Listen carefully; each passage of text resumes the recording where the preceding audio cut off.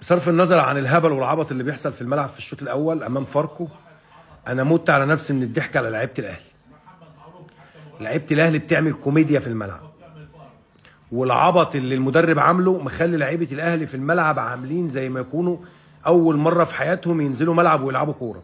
حرفيا 6 لعيبه ما بيلعبوش في مراكزهم، 6 لعيبه. ومحدش يقول لي ما فيش لعيبه. رجع كريم الدبيس مكانه، ورجع حسين الشحات جناح ايسر، ولعب عمر الساعي جناح ايمن، ونزل امام تاني في نص الملعب مكانه، والعب باي حد فرود. عندك الفرود الناشئ نزله.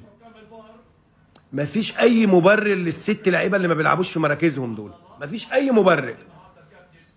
واللي يجنك بقى ان انت قاعد بتتفرج وبتضحك على لعيبه الاهلي كانهم اول مره يلعبوا كوره في حياتهم، والاهلي بقى سهل جدا انه يخش فيه جون في وجود الشناوي والمدافعين اللي موجودين، مش الشناوي لوحده كمان.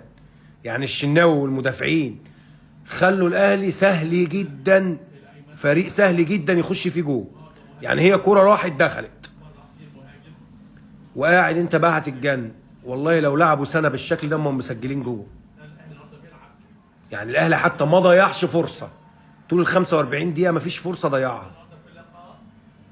يعني مش كوميديا وضحك بس، ده هبل وعبط وحاجات بتتعمل غريبه. والله الله